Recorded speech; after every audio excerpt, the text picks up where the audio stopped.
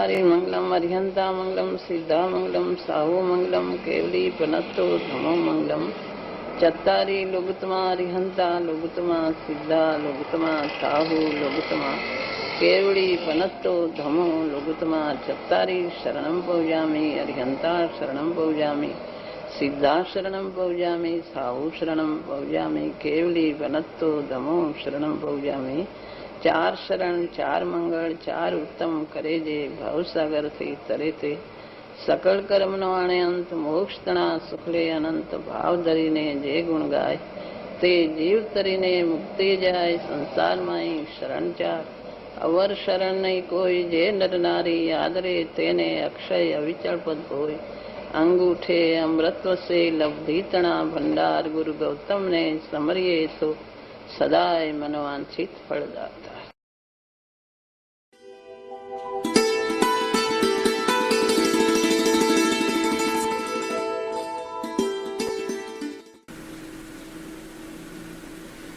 કોઈને ક્ષૌક્ષમ વધારે હોય તો શું સાચા અર્થ ન કરી શકે? ક્ષૌક્ષમથી અર્થ ન થાય, પણ અંદરની રુચિ ક્ષૌક્ષમ થોડો હોય પણ પ્રયોજનભૂત આત્માર્થી હોય તો એના અર્થો કરે. પણ એકવાર તો અનાદિથી જ્ઞાની પાસેથી એને સાંભળેલું હોવું જોઈએ. એકવાર અનાદિકાળથી એકવાર પ્રત્યક્ષ જ્ઞાની મળે, એને હૃદયમાં કોઈ અંદરથી જે દેશના લબ્ધિ થાય ને એને કોઈ અપૂર્વતા જાગે તો એને કંઈક એની દ્રષ્ટિ એ રીતે ગ્રહણ કરવાની તૈયાર થાય છે. બાકી એકવાર પ્રત્યક્ષ જ્ઞાની મેળ્યા વગર એનો આત્મા એવી રીતે તૈયાર થઈ શકતો નથી. એવો નિમિત્ત ઉપાદાનનો સંબંધ છે. પોતાની મેળાએ અર્થો કરો. ક્ષૌક્ષમથી અર્થો તો ઘણા કરે છે. 11 અંગ સુધી ભણી અંદરથી જ્ઞાન પ્રગટે છે 11 અંગનું, પણ અંદરથી પોતાને આત્મા તરફની રુચિ જો થઈ નથી યથાર્થ તો એ ક્ષૌક્ષમ રૂપે રહી જાય છે.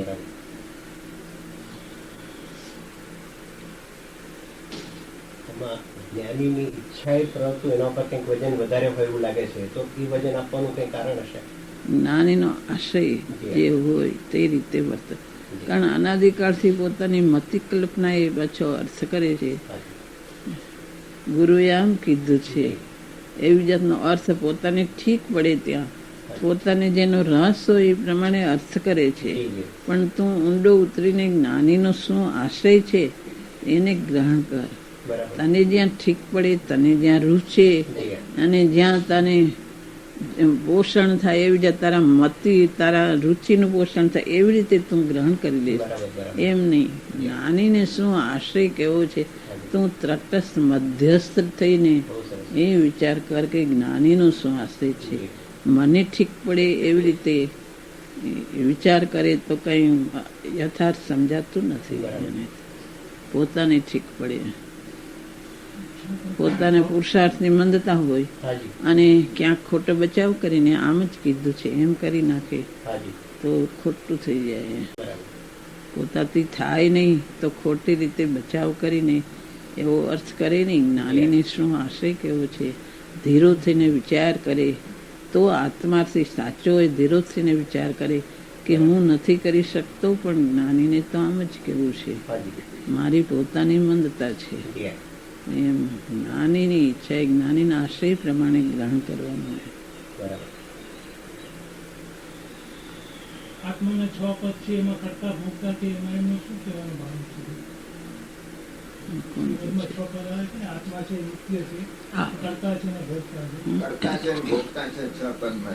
કોણ પૂછે? કાંદીવલી વાળા છે, કાંદીવલીના છે, ભોગતા છે, મોક્ષ છે. મુંબઈના છે કાંદીવલી. એમાં કરતા ભોગતા શું શું કરતા પણ કયું કરતા પણ આત્માનું કરતાપણું બે રીતે આવી જાય છે કે આત્મા પોતે રાગાદી ભાવનો કરતા પોતે અજ્ઞાન અવસ્થાએ થાય છે અને સ્વભાવથી પોતાના સ્વભાવનો કરતા છે. રાગ અવસ્થામાં પોતે વિભાવ અવસ્થામાં અજ્ઞાન અવસ્થાએ રાગાદીનો કરતા છે. માટે એ રાગ છૂટી શકે છે અને મોક્ષ થાય છે. એમ મોક્ષનો ઉપાય છે. કરતા છે, ભોગતા છે.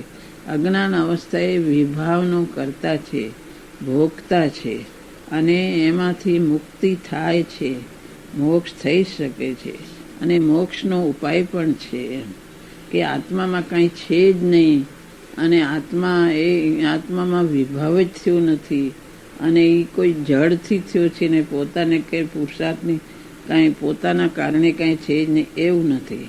પોતે અજ્ઞાન અવસ્થાએ વિભાવનો કરતા છે, અને વિભાવનો ભોગતા પણ છે, અને એમાંથી છૂટી શકાય છે.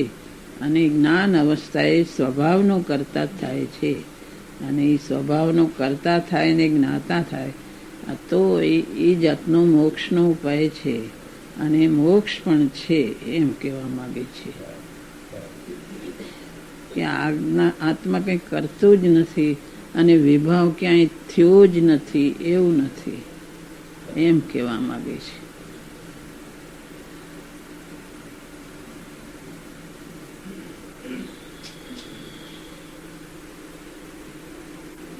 તો પછી કાંઈ કરવાનું જ રહે નહીં, જો કરતા ભોગતા હોય નહીં. પોતે વિભાવ અનાદિથી જે થાય છે એ કાંઈ જડ નથી કરી દેતો, એ પોતે એમાં જોડાય છે, માટે વિભાવ થઈ રહ્યો છે એનો કરતા પોતે છે, અને એનાથી છૂટી શકાય છે. જ્ઞાન અવસ્થાએ પોતે સ્વભાવનો કરતા થાય અને જ્ઞાતા થાય, તો એ વિભાવ છૂટી જાય છે. એ કેમ કર્મ પછી કેમ છૂટે, તો મોક્ષ છે, અને મોક્ષનો ઉપાય પણ છે. શાસ્ત્રમાં મુખ્ય પણ એક તો નિશ્ચયને અને વ્યવહારને એમ જ છે, અને વ્યવહારને નો એમ નથી. નિમિત્તાદિનું જ્ઞાન કરાવવા માટે આ પ્રમાણે કથન કરવામાં આવ્યું છે. આવું બધું રહસ્ય શાસ્ત્રનું સમજીને તો જ્ઞાની વિના જ્ઞાનીની ઈચ્છાપૂર્વક ન પ્રવર્તે, એને શું જ્ઞાન ન થાય? એવું સમજો, એને કેમ છે ને કેમ નથી, વસ્તુનું સ્વરૂપ સમજે, એને પણ જ્ઞાનીના આશયથી પ્રવર્તન ન કરે અને ઈચ્છાથી, એનો કઈ અર્થ નથી. એમ વર્તવાનું શું પ્રયોજન છે? કારણ કે એ તો પોતે પોતાના ક્ષમથી નક્કી કરે છે, એ તો નક્કી કરે છે. પણ જ્ઞાની જે મુમુક્ષુને જેને પ્રગટ થયું છે જ્ઞાન, તે શું કહી રહ્યા છે એવી જાતની ભાવના એવા વગર રહેતી જ નથી. પોતે ક્ષમથી નક્કી કરે તો મેં જાણ્યું બરાબર છે, હવે જ્ઞાની શું કીધું કઈ વિચારવાનું કામ નથી. એવો જો ભાવ આવે તો એ આત્માર્થી જ નથી. મેં નક્કી કર્યું બરાબર છે, હવે જ્ઞાનીએ શું કીધું કે વિચારવાનું કઈ કારણ નથી, એવો જો ભાવ આવે તો એ આગળ વધી શકે જ નહીં. શાસ્ત્રથી નક્કી કરે પણ જ્ઞાની શું કે છે, હું ક્યાંય ભૂલતો તો નથી ને, એવો વિચાર આત્માર્થી ને આવ્યા વગર રહેતો નથી. એમ તો સમજે કે હું કઈ ભૂમિકાએ છું, અને જ્ઞાની જે આગળ વધેલા કઈ ભૂમિકાએ છે, એનું બહુમાન આવે નહીં, અને પોતાની ઈચ્છાએ વર્તે તો એની ભૂમિકા તૈયાર જ નથી. એનું નિષેધ કરવાનું પ્રયોજન, નિષેધ જ્યાં આવે છે ત્યાં એની પરિણતિમાં ખામી છે, પાત્રતા નથી. પોતે વિચાર કરે શાસ્ત્રનો, પણ જ્ઞાની શું કે છે એની સાથે મેળવવાનો એને ભાવ આવે અંદરથી. જ્ઞાનીનો શું આશય છે, એને ભાવ આવ્યા વગર રહેતો નથી. આચાર્યો પણ લખે છે, જીનવરે આમ કીધું છે, જીનવર કથેલું, જીનવરે આમ કીધું છે. આચાર્યો પણ શાસ્ત્રોમાં લખે તો ભગવાને આમ કીધું છે. દ્રવ્યગુણ પર્યાયનો આચાર્ય બધો શાસ્ત્ર લખે, વિચાર કરે તો ભગવાને શું કીધું છે એમ એમના પરિણામમાં આવ્યા વગર રહેતું નથી. જે સાધના કરે એને પોતાથી મોટા હોય, એને શું કીધું એના વિચાર આવ્યા વગર રહેતા નથી. એનો નિષેધ પરિણામમાં આવે અને પોતાની મતિકલ એ શું કામ છે, હું બધું સમજુ છું એવો અર્થમાં થઈ જાય છે જો નિષેધ કરે તો, કે હું વિચારું બરાબર છે, હવે બીજે જ્ઞાનીઓ જાણ્યું શું કામ છે, બરાબર સમજ્યું છે એવો વિચાર નિષેધમાં આવ્યો તો એ પાત્રતાની ખામી છે. જેને સાધના કરવી હોય, એને પોતાથી મોટા હોય, જી એનો વિચાર ને બહુમાન આવ્યા વગર રહેતું નથી અંતરમાં. તો એની પાત્રતાની ખામી છે, સ્વચ્છંદ છે. બરાબર. આચાર્યો પણ શાસ્ત્રમાં ભગવાનનું નામ લઈને લખે છે. કેટલી એમની શક્તિ છે, કેટલું એમનું જ્ઞાન છે જી કે મને તો બહુ જ્ઞાન થઈ ગયું હવે ભગવાનનું. ને એ ભગવાને જેમ કીધું એમ જ હું કહું છું. હવે કઈ ભગવાનનું નામ લખવાની જરૂર નથી. એ કઈ વાત છે, એ સાધનાને આવે નહીં. બરાબર. પોતાથી મોટા હોય, હા ક્યાં એને એમ થાય મારેથી મોટા આચાર્યો હોય, જી એ ક્યાં હું ક્યાં, એમ એને વિચાર આવે. તો ભગવાનનો તો શું વાત, ભગવાનનો તો વિચાર આવે, પણ પોતાથી મોટા હોય, જી એ મોટા હોય એનો પણ વિચાર આવે. બરાબર. છેલ્લી એક આશંકા છે, આપણે પૂછી લો કે શાસ્ત્રો તો 6 થી 7 ને જોડતા મહામુનિઓ લખ્યા છે. જ્ઞાની કોઈ ચોથી ગુણસ્થાને હોય તો એનાથી તો એ વિશેષ છે શાસ્ત્રો લખનાર. તો એ શાસ્ત્રોમાંથી કયા પ્રમાણે અર્થ કરે અને જ્ઞાનીને ગૌણ રાખે તો એમાં કોઈ અવિનય ગણાય ખરો? શાસ્ત્રો આચાર્યો લખ્યા છે જી હા. અને ચોથા ગુણસ્થાન વાળા છે. હાજી. એની જાતનું પણ મૂળ પ્રયોજનભૂત જ્ઞાન તો એની પાસે છે. બરાબર. એમ પ્રયોજનભૂત જે જ્ઞાન છે અને પોતે જો આ માર્ગને પામ્યું નથી હાજી, હાજી. અને શાસ્ત્રોથી સમજી રહ્યો છે, હાજી. તો મૂળ માર્ગને જાણવા માટે ને પ્રયોજનભૂત તત્વ જાણવા માટે એને જ્ઞાનીનો આશ્રય આવ્યા વગર રહેતો નથી. એમનેથી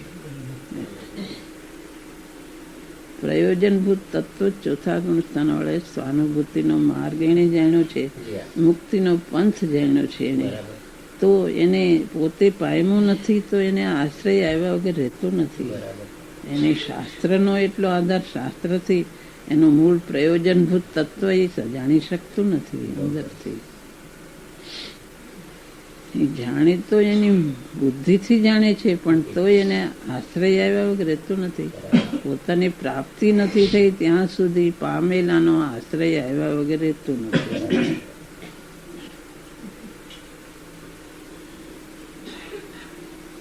એક અંશ જેને જાણ્યો છે મુક્તિનો પંથ, એમાં બધું ઠેઠ કેવળ જ્ઞાન સુધીનો માર્ગ એમાં આવી જાય છે. જી જી. પછી શાસ્ત્રોના બીજા અર્થ જે ચરણાનુયોગ ને હાજી. કર્ણાનુયોગ ને એ બધું એમાં ન આવતું હોય, પણ મૂળ પ્રયોજનભૂત તત્વ આખી સાધનાનો માર્ગ એ સમ્યક દર્શન જે પામે એમાં આવી જાય છે. બહુ સરસ. ઠેઠ કેવળ જ્ઞાન સુધીનો માર્ગ એમાં આવી જાય છે. કેટલાક વ્યવહારના કથનો એમાં એ ન આવે, પણ પ્રયોજનભૂત માર્ગ એની પાસે આવી ગયો છે. બરાબર. તો પોતે જાણતો ન હોય તેને આશ્રય આવ્યા વગર રહેતો નથી. જી હા.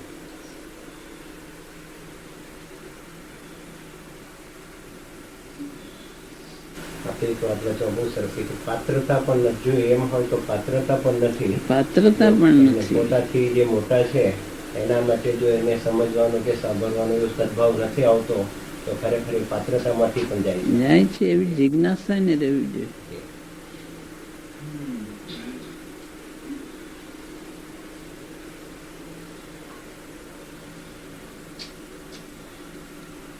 તો પોતાના માટે ક્યાંય દોષ વિજેતો હોય તો થોડો સ્પષ્ટ થાય. પ્રયોજનભૂત તત્વ જાણવા માટે થઈને એની ભાવના રહેવી જ જોઈએ અંદરથી. શાસ્ત્રમાં ભલે બધું આવી જાય છે, હાજી હાજી. શાસ્ત્રમાં આચાર્યોએ બધું કથન આવી જાય જી છે, હા, જી હા. તો પણ એ રહસ્ય ખોલનાર સ્વાનુભૂતિ જેને પ્રગટ થઈ છે, જી હા. એની આગળથી જે રહસ્ય મળે એ પોતાની મેળે તો કાઢવું મુશ્કેલ છે. બરાબર. ગુરુદેવ સ્થાનકવાસીમાં હતા તો ત્યારે આ બધા ક્યાં જાણતા હતા સ્વાનુભૂતિ કોને કહેવાય. કોઈ જાણતું બધે હિન્દીમાં ને બધે ઠેકાણે બધું થોડું અંદર સ્વાનુભૂતિ થાય ને એ ક્યાં સમજતા હતા. બધું સમસ્યાને છોડી દેતા નથી. જી હતા. જી. કોઈ બહારમાં જ બધો ધર્મ માનેલો હતો. આ ક્રિયામાંથી આમાંથી ધર્મ થાય અંદર સ્વાનુભૂતિ થાય ને ચિદાનંદ સહજ ચિદાનંદ આત્મા બધું કંટાળો આવતો હતો. હાજી બધા હિન્દીમાં પણ આ સ્થાનકમાં સિદ્ધરામમાં તો કાંઈ હતું નહીં. પણ ગુરુદેવે કીધું કે અંદર સ્વાનુભૂતિ થાય છે ને અંદર માર્ગ છે. એ માર્ગ બધો એમણે પ્રકાશ કર્યો અંદર સ્વાનુભૂતિ. એ શાસ્ત્રો તો બધા હતા, કોઈ સમજતું નહોતું. શાસ્ત્રો તો ક્ષય જ્ઞાન ઘણા નહીં હતા ને બધા શાસ્ત્રો બધા કંઠાગ્રી કરી ગયા હતા. તો એ અંદરથી રહસ્ય તો ગુરુદેવે ખોલ્યા. નિશ્ચય વ્યવહારની સંધિ તો એમણે કરી. નિશ્ચય નહીં ને વ્યવહાર નહીં બધા એના પાઠ બોલતા હતા. નિશ્ચય આને કહેવાય, વ્યવહાર આને કહેવાય, સાથ ને આને કહેવાય. એ બધું ગોખી જતા હતા, ભણી જતા હતા. એનું મૂળ નિશ્ચય કોને કહેવાય, દ્રવ્યને હશે એનો અર્થ ભાવાર્થ બધો ગુરુદેવે ખુલ્લો કર્યો છે. બધા ગોખી જતા હતા. રુજુસૂત્રાને કહેવાય, નિગમને આને કહેવાય, નિશ્ચય બધું એમાં ઘડાનું પાણીનું દ્રષ્ટાંત આવે એ બધું ગોખી જતા. એનો અધ્યાત્માર્થ બધો ગુરુદેવે ખુલ્લો કર્યો. કોઈ સ્વાનુભૂતિ આત્મા વિકલ્પ છૂટીને પેલી પાર બિરાજે છે, કોઈ નિર્વિકલ્પ દશા સ્વાનુભૂતિ પ્રગટ થાય છે. એ જાતની મહિમા કોઈને હતી નહીં, બધું એમને હતું. બધો માર્ગ આખો પ્રકાશ કર્યો. કોણ જાણતું? શાસ્ત્રો તો બધા હતા, બધા ધવળ કંઠાગ્રી કર્યા ને આ તત્વા સૂત્ર કર્યા ને બધું. બધી સંસ્કૃત ટીકાઓ મોઢી હતી કેટલાકને. તો શું અમે કઈ અંદરથી રહસ્ય એ અંદરથી આવ્યા વગર ક્યાંથી થાય? તો મહાન ગુરુદેવનો અને વર્તમાનનો આપનો મહાન ઉપકાર છે કે આ રીતે અર્થ એને સમજી શકીએ છીએ, કંઈક ભાવ પકડાય છે, બધો ઉપકાર જ્ઞાનીઓનો છે. એમનો ભાવ ભળીને જે એમની શૈલી આવે એને ભાવને આમ આશ્ચર્યથી આવે તો બીજાને અસર થાય. ઓલું બોલવા માત્ર પાઠ માત્ર બોલે શાસ્ત્રમાંથી એમ શબ્દ બોલી જાય, આત્માને સહજ ચિદાનંદ એમ પાઠ બોલી જાય, એ કઈ અસર ન કરે. એ તો પાઠ પૂરતો પાઠ રહી જાય. વાતો અંદરથી જે આમ બીજા માણસ ડોલી ઉઠે એવી રીતે જે ગુરુદેવની વાણી હતી તે અસર કરી જાય અંતરમાંથી. એ એમનું જોર, નિશંકતા અને અપૂર્વતા લાગે, એનાથી બીજાને અસર થાય. એ વાણીથી એવી રીતે અસર થાય. આ કઈ ઓલું તો પાઠ તો ઘણા બોલી જાય, એમને શાસ્ત્રો તો બધા હતા. હવે ગુરુદેવને આટલી વાણી સાંભળી, બધાને કાને પડી, એટલી બધા અર્થ કરવા શીખ્યા છે. અને આનો આમ અર્થ થાય, આનો આમ અર્થ થાય. એ શાસ્ત્રોમાં બધાની બુદ્ધિ ખૂંચે છે, ગુરુદેવને પ્રતાપથી ખૂંચે છે. શાસ્ત્રોમાં બુદ્ધિ ક્યાં ખૂંચતી હતી કોઈને? તો ગુરુદેવે આટલું સ્પષ્ટ કર્યું એટલે બધા હવે દ્રવ્યાને કહેવાય, પર્યાયાને કહેવાય, નિશ્ચયાને કહેવાય, વ્યવહારાને. આનું વ્યવહારનું જોડાયું અને નિશ્ચયનું જોડાયું અને આમ આવ્યું. એ બધું એવું કરવા શીખ્યા છે. એ ગુરુદેવને પ્રતાપે, નહીં કોઈ શાસ્ત્રને ઉકેલી શકતા નહોતા.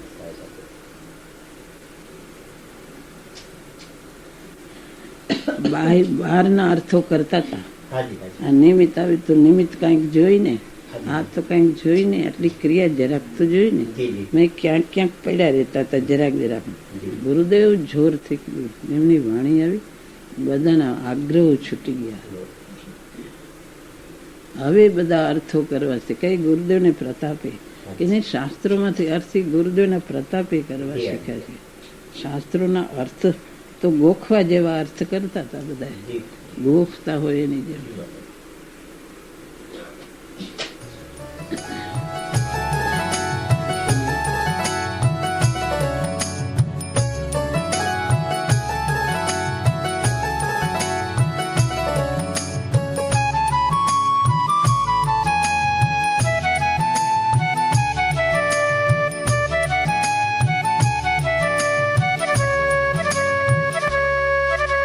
स्वर्णपुरी अति पावन है,